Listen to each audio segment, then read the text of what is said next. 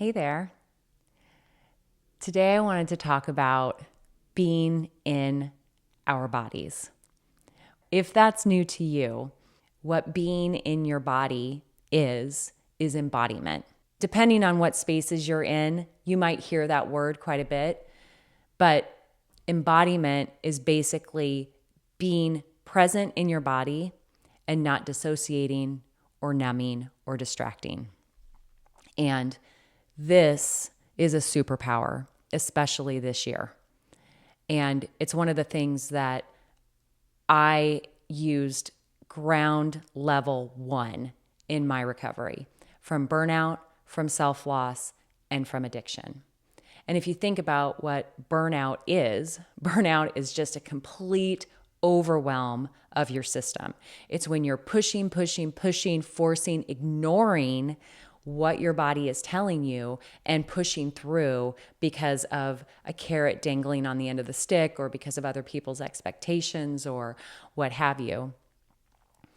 Self-loss is just a complete disconnection from your own wants and needs. It's external validation or other people's opinions or other people's approval. And so being in your body is important to know when you're betraying yourself. And then with addiction is just pure dissociation and or numbing. And what that is I'm not okay and I need something to escape from myself with. Or it can be, this is fun, let's make it so much more fun with something outside of me, or maybe something else.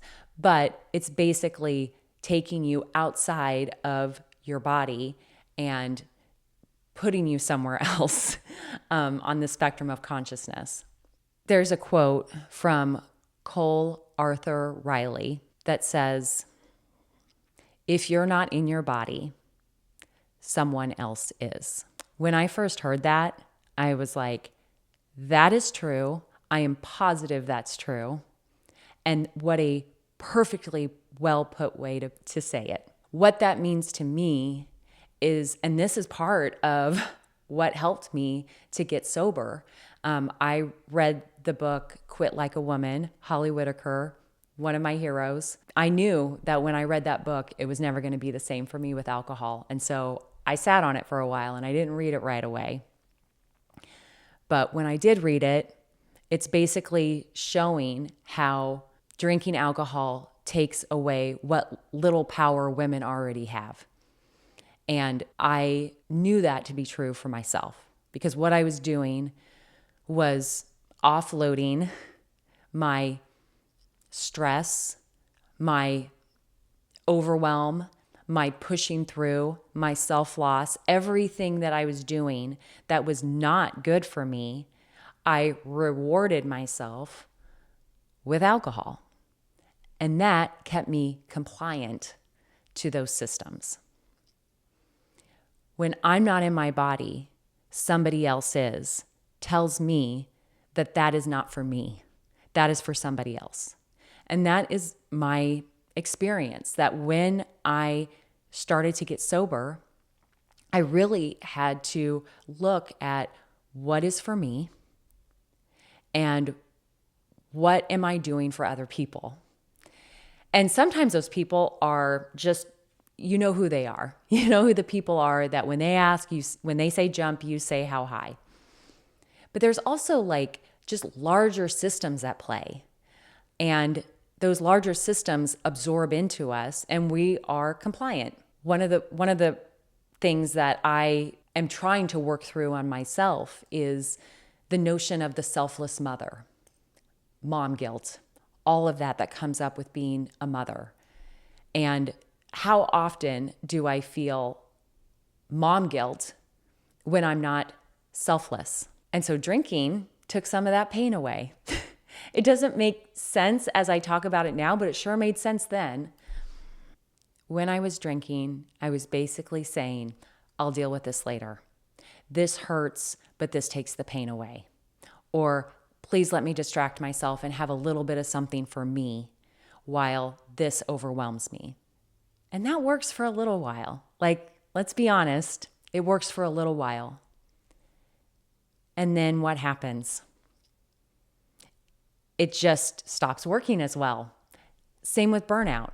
Like I was pushing. And for a little while, I was like, this is great because I don't have to think. I'm so busy that I don't have anything to like dwell on. Well, that caught up to me as well. When the debt came due, I was drinking, and the drinking was causing problems and exacerbating all of the ways that I was betraying myself. And then I was in a real pickle. Then I had more problems. The number one way I really woke up was that feeling in my body that was screaming for things to be different, for me to do life differently, for me to take care of myself. And taking care of myself was not being compliant to everyone around me and then numbing myself to death with alcohol at the end of the night. As I'm talking about this now, can you feel a sense in your body of how you feel? If you don't, that's okay. We're not taught this in schools.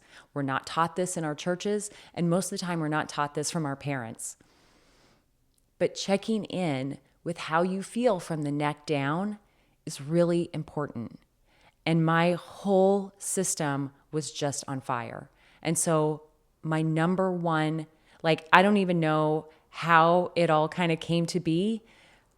But when I was like, I have got to kick alcohol, I've got to get this out, my number one goal was just to calm my nervous system. My new North Star, my new marker of success was a calm nervous system. And that meant instead of rewarding myself at the end of the night with alcohol, I had to find new rewards. And those new rewards were only rewards if I could feel some calmness in my body. I would call myself a buzzy energy girl. I hate that. It's a part of me that I'm embarrassed about.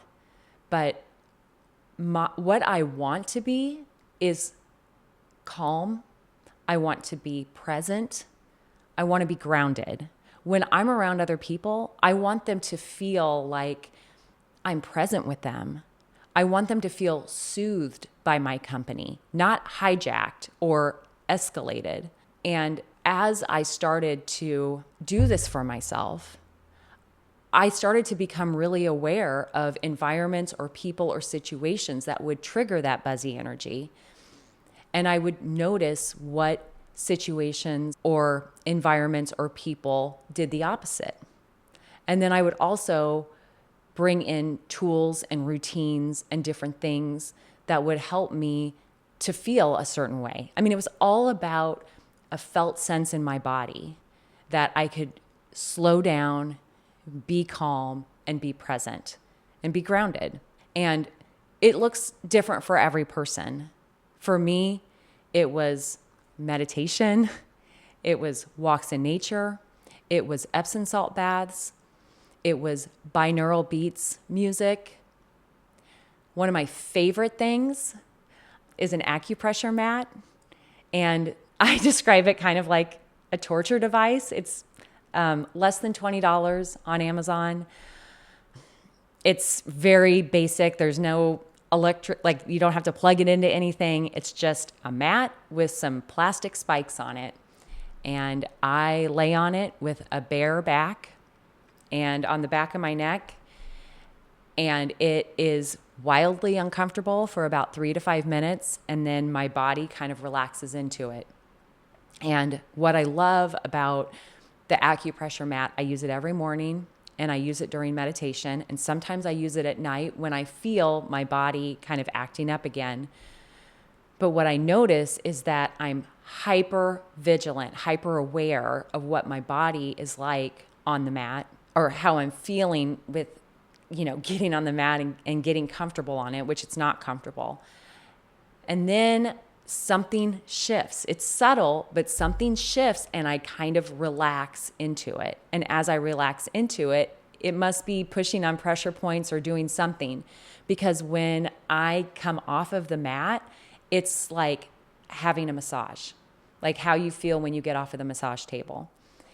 So just stuff like that. Stuff where you can like really notice, okay, how is my body feeling now? I do this thing. I'm around this person. I'm in this environment. How do I feel afterwards? That's being in your body. That's knowing when you're in your body versus somebody hijacking your body or something hijacking your body. And just because, I have these tools and routines doesn't mean that it doesn't still happen. It's just now I am conscious of when it happens, and then I have tools to reset it. If any of this resonates with you, I would urge you just to start noticing how your body feels today, how it feels after you spend time with certain people. How does it feel as you're leaving work? How does it feel when you wake up in the morning? That's one of the things that I noticed right away when I started this whole process of fixing myself was I would wake up and I was already in fight or flight, okay, I've got this fire to put out. I've got this thing I'm worried about. I've got this thing that's kind of like spinning around in my head that isn't resolved. And waking up like that is horrible. Going to sleep like that is awful. So finding a way of allowing yourself to notice and be compassionate for whatever you're feeling, and then maybe just slightly try new things to adjust it down on the intensity scale. As we move into this year, no matter what you're up against, it might be societal systems that are crashing. It might be your own relationship with alcohol or social media or online shopping. I just have a feeling that we all get through this more successfully being embodied, being in our bodies. And especially as women, we have very dynamic systems. One of the biggest unlocks for me, which I realized like 2 or 3 years ago, way too late. I'm 48 years old. I wish I would have known this earlier, is that men are on a 24-hour clock. Every day is the same for them. It's like Groundhog Day. For women, we're on a 28-day cycle. Every day is different across 28 days.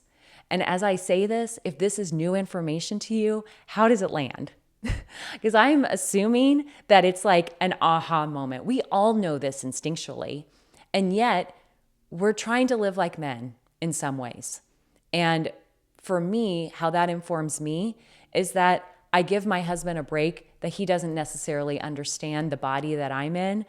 I don't understand the body that he's in, but I give myself a lot of compassion that every day is different for me throughout the month.